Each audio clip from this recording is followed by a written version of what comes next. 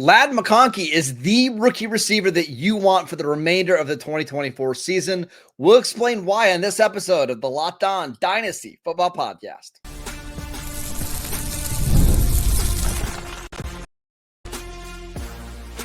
You are Locked On Dynasty Football, part of the Locked On Podcast Network.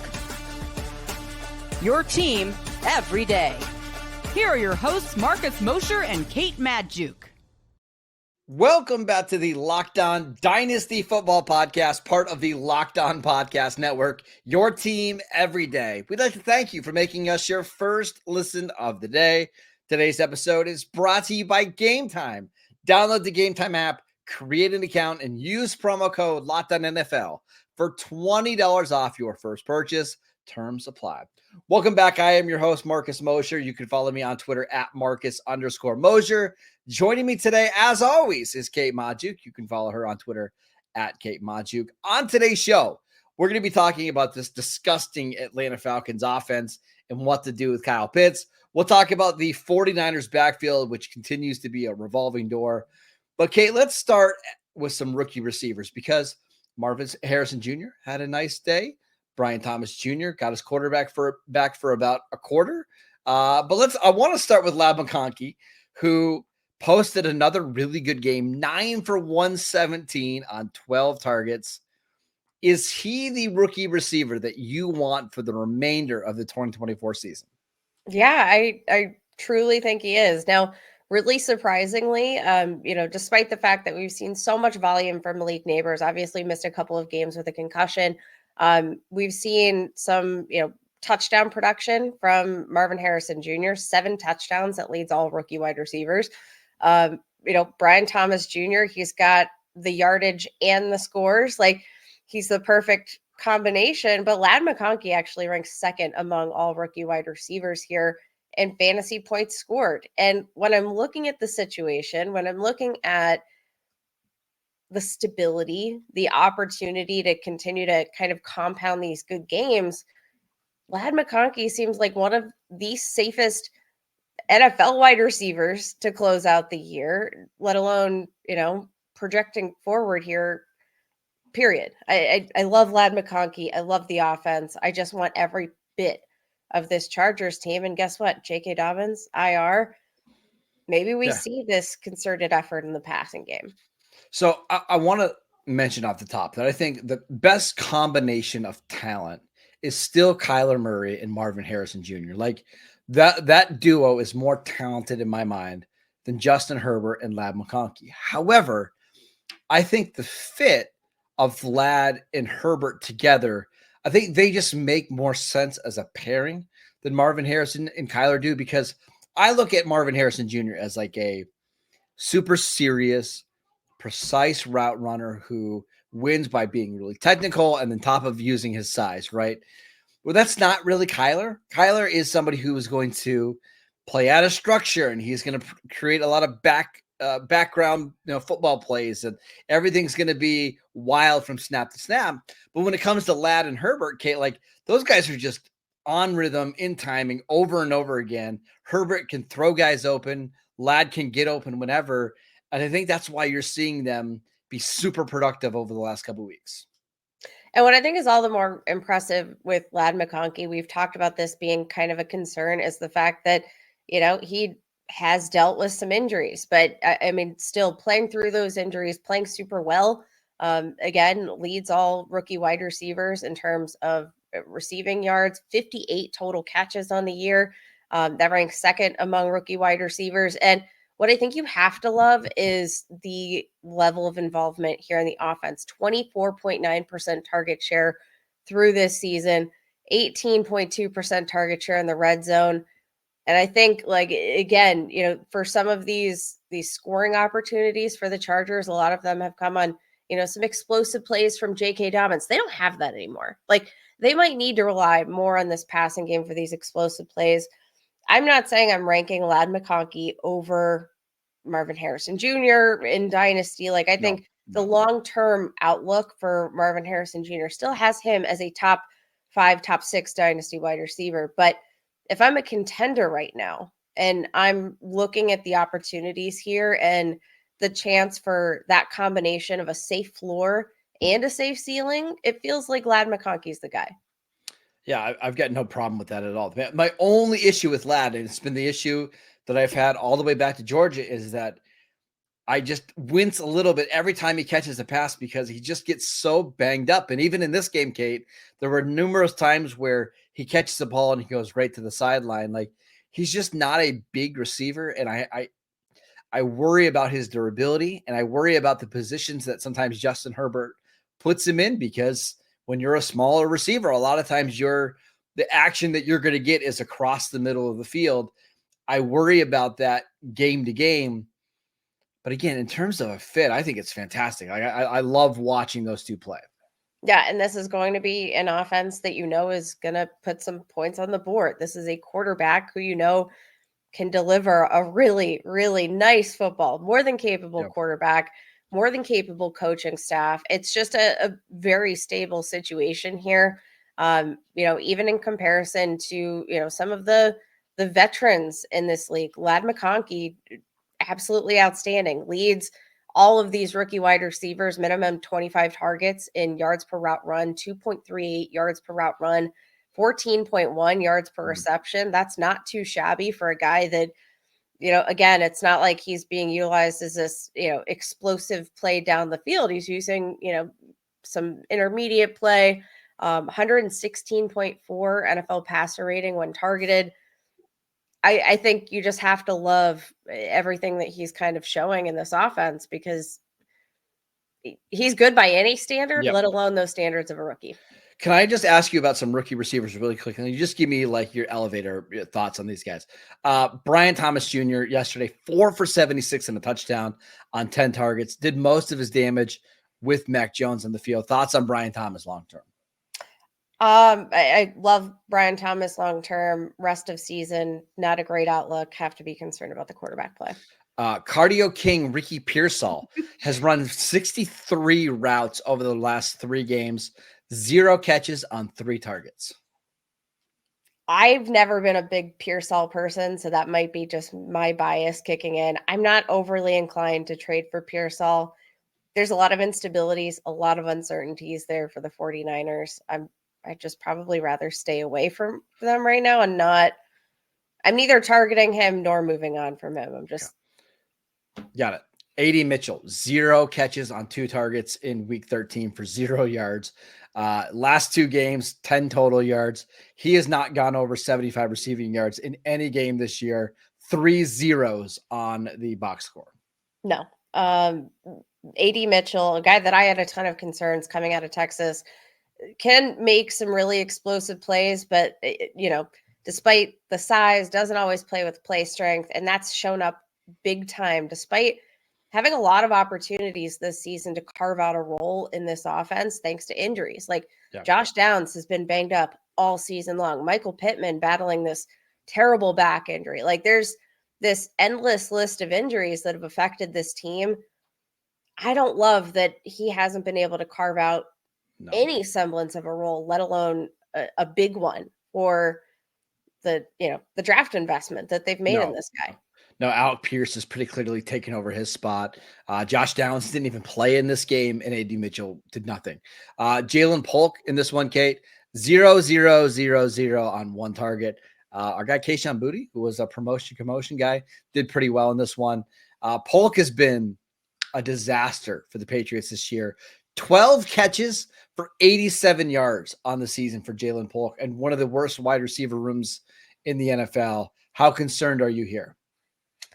I'm marginally concerned. Now, I do think one of the good things about Polk right now is everybody's concerned about Polk. So acquiring him shouldn't be a big deal, but I do like buying into young offenses with, an ascending quarterback. So I'm not opposed to buying low. I'm not going all in on Jalen Polk, but there is some upside there in his potential to carve out a role long-term.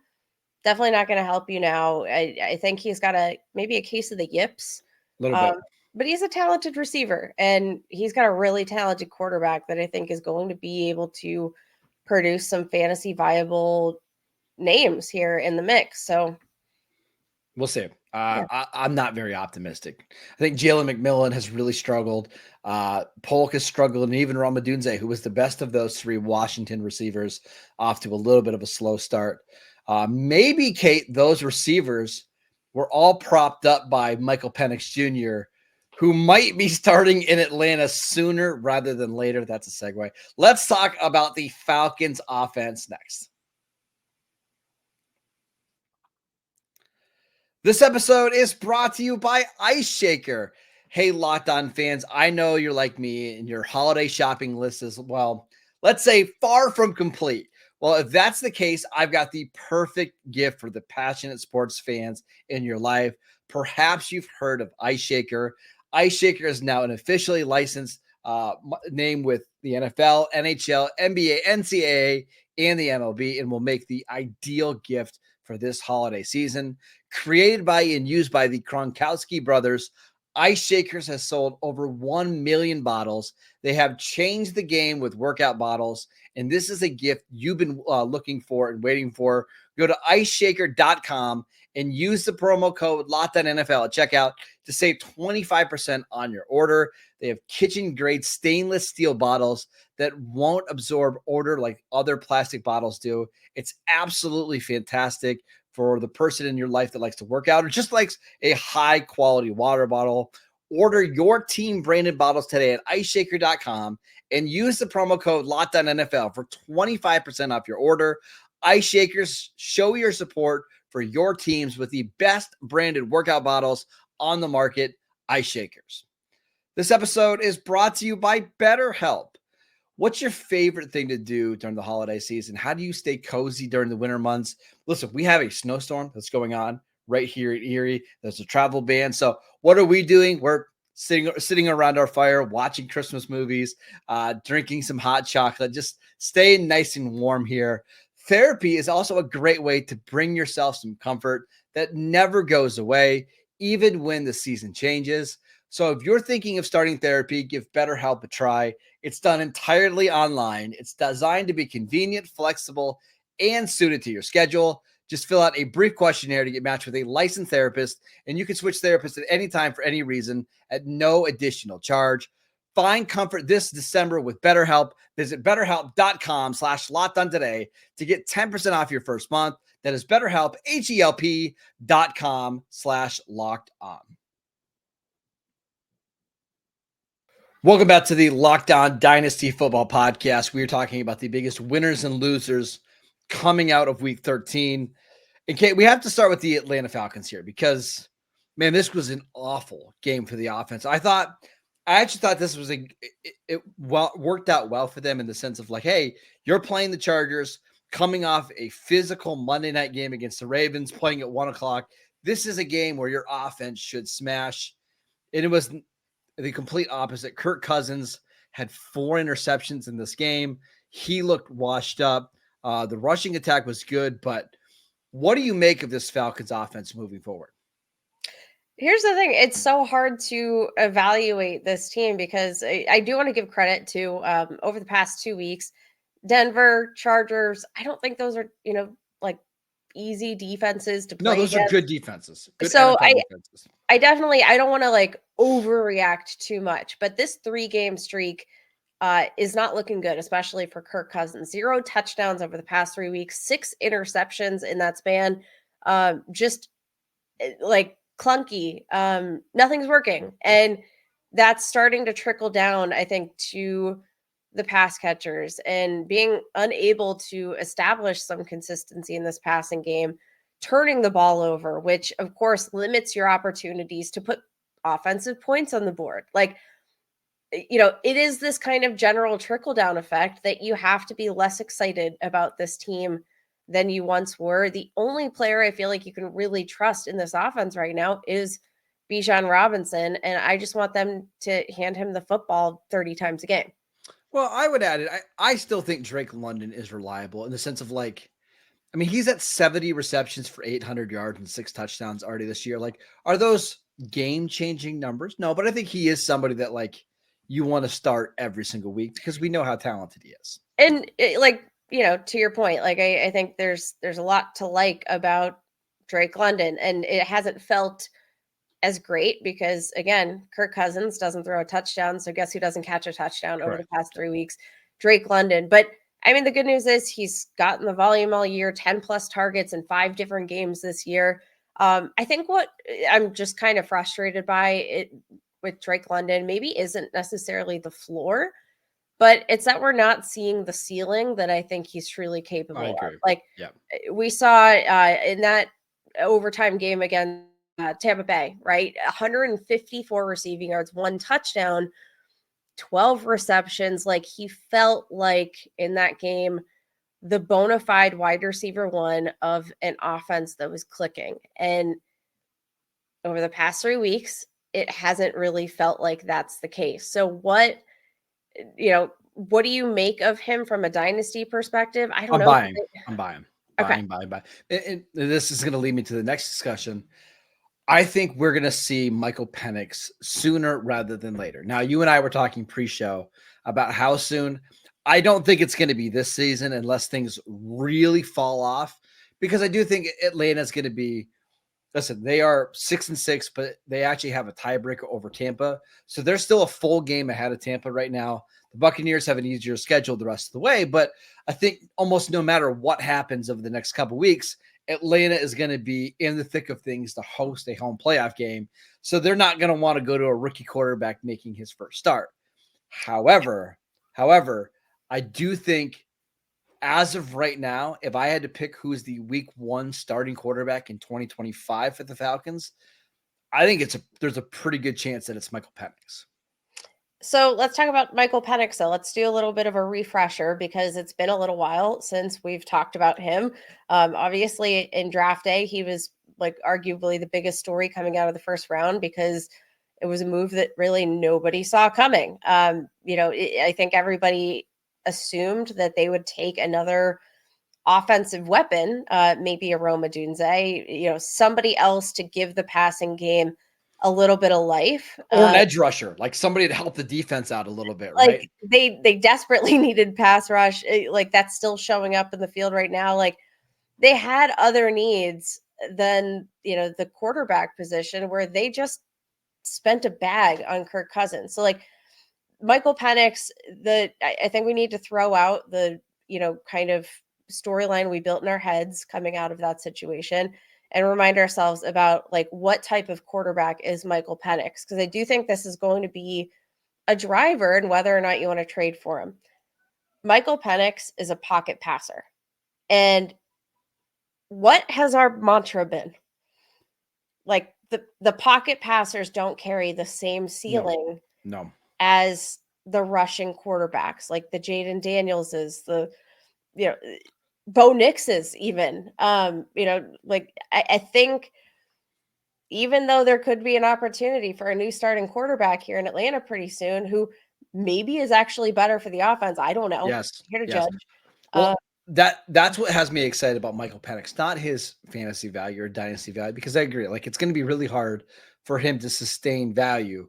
But what I do think he can do that Kirk Cousins isn't doing right now is push the ball down the field and make plays outside of the pocket. He's a lot like CJ Stroud in the sense where he's athletic and mobile, but he's mobile to try to make plays with his arms, right?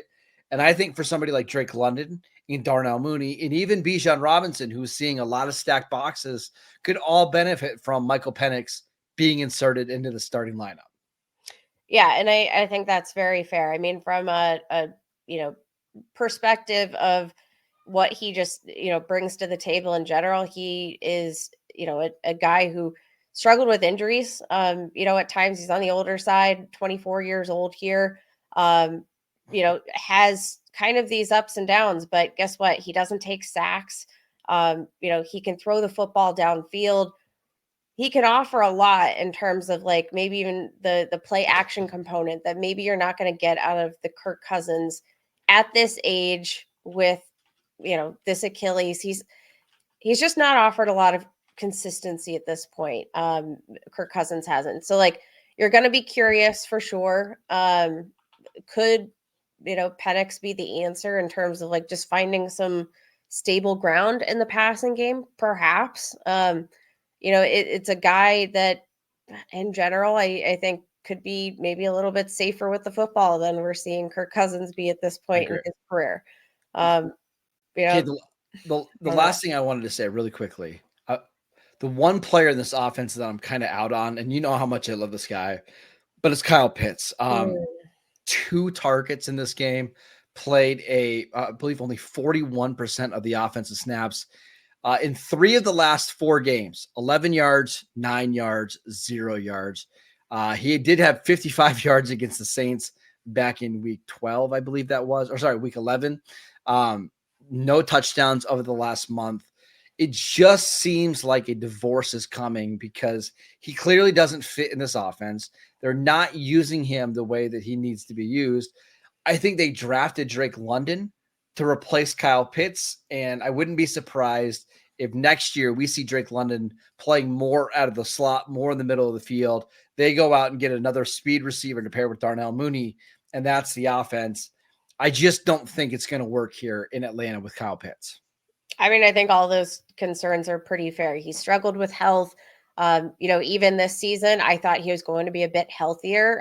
Last year, despite playing, he was coming back from a pretty serious knee injury that I don't think anybody really had appreciated all that much, but still kind of struggling to separate. 76.9% open target rate per PFF. That ranks 37th among 43 qualifying tight ends. 9th percentile in terms of contested target rate, still able to, get these yards after the catch, but just nothing's come together for Kyle Pitts. And I'm going to be honest, I wouldn't even be surprised. They have the 5th-year option picked up. Would you be surprised at all if they ended up trading him and tried to get something back for him? Nope. I expect it. Honestly, I expect it at this point. I think they're going to get more of an inline tight end that can help with a wide zone blocking attack against somebody more like what Sean McVay has always had, whether it's like a Tyler Higbee or somebody that can just play in line, play as an H-back on some snaps and block their butt off in the run game. I fully expect the Falcons to trade him probably for a 3rd-round pick this offseason.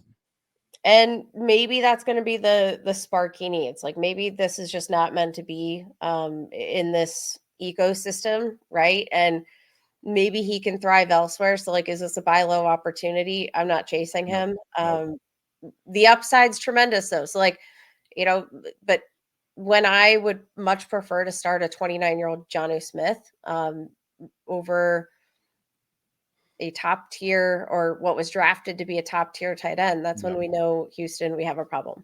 Yeah. All right. Let's talk about the 49ers backfield they lost Christian McCaffrey again this week. What does the long-term outlook look like in San Fran? We will get to that next. This episode is brought to you by FanDuel. Get ready to tackle the NFL action with FanDuel, America's #1 sportsbook, because right now, new customers can bet $5 and get $150 in bonus bets if you win. The FanDuel Sportsbook app gives you everything you need to place live bets on the NFL all in one place. So when you get a hunch in the middle of the game, you can check out the latest stats, view live play-by-play, and so much more on the same page where you place your bets. Just visit FanDuel.com to join today. You'll get started with $150 in bonus bets if you win your first $5 bet. Week 14 has got some amazing games coming up, including Lions-Packers on Thursday Night Football. So go ahead, join FanDuel right now. Never waste a hunch and make every moment more with FanDuel, an official sportsbook partner of the NFL. This episode is brought to you by Game Time. Game Time is the only ticketing app that I use when I want to go see my favorite teams play. They have so many great features, but my favorite is that Game Time picks will filter out the fluff to show you only the incredible deals on great seats, so you don't have to waste your time searching through thousands of tickets. They have some awesome features like all-in pricing. You can toggle this feature, and it'll show all of the fees up front, so you're not surprised at checkout. Plus, you can get a panoramic view from your seat in the app before you buy, and they have the lowest price guarantee, or Game Time will credit you 110% of the difference. Take the guesswork out of buying tickets with Game Time. Download the Game Time app, create an account and use promo code LOCKEDONNFL for $20 off your first purchase. Terms apply. Again, create an account, redeem promo code LOCKEDONNFL for $20 off. Download Game Time today. What time is it? Game time. Welcome back to the Locked On Dynasty Football Podcast. We'd like to thank you for making us your first listen of the day. For your second listen, check out the new Locked On NFL show. 2 shows every single day. 1 in the morning with Tyler Rowland, 1 in the afternoon with Tony Wiggins for some real NFL talk, available wherever you get your podcasts. All right, Kate, let's talk about the 49ers backfield. Christian McCaffrey just came back into the starting lineup, and now he has a PCL injury, which will end his 2024 season. McCaffrey will turn 29 this offseason. How are we valuing McCaffrey going forward?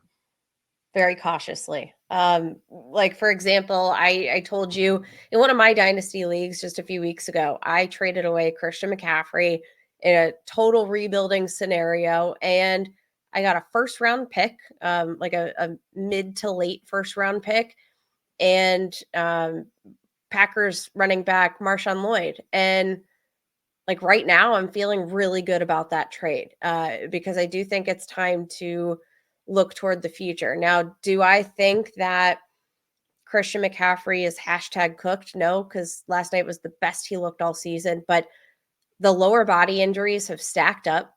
Maybe this knee injury, obviously not good to have a knee injury, but like there was some concern that, that this Achilles tendonitis can be an issue when it comes to being overworked.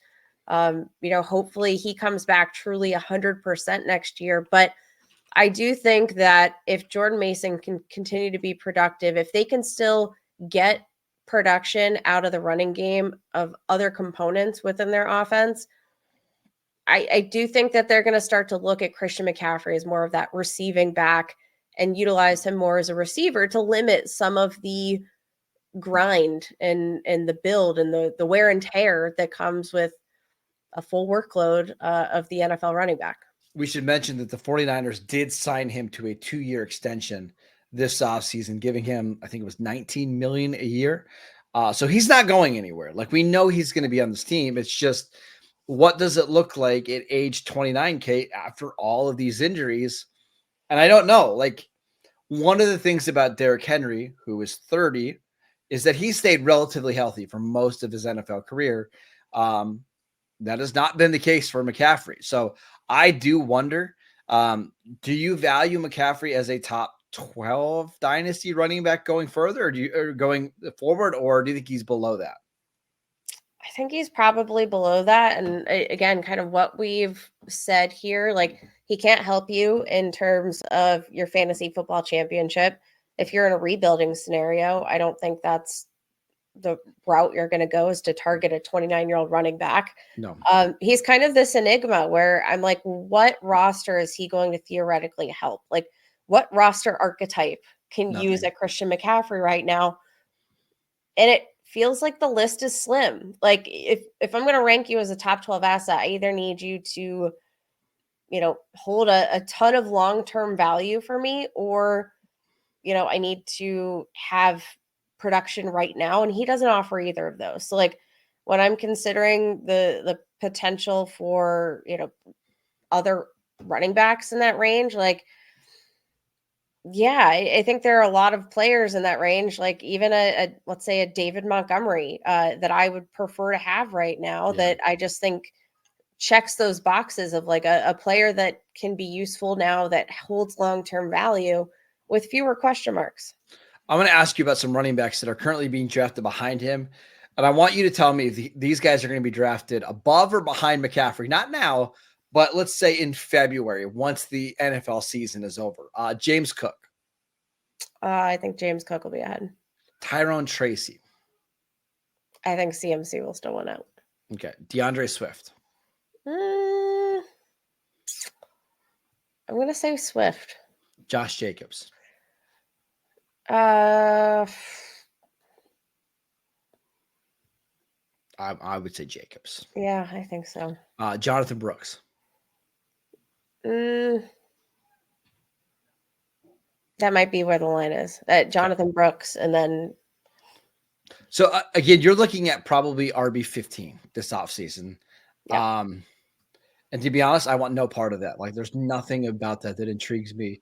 I would let somebody else gamble on Christian McCaffrey.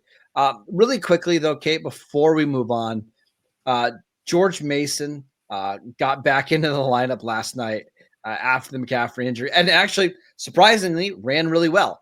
13 carries for 78 yards. Remember, the last time that we saw Mason, he was dealing with his shoulder injury. I remember he hurt it against Dallas. It seems like he's healthy now. Is George Mason for the final 5 games of the season, is he somebody that we're plugging and playing as an every week RB2?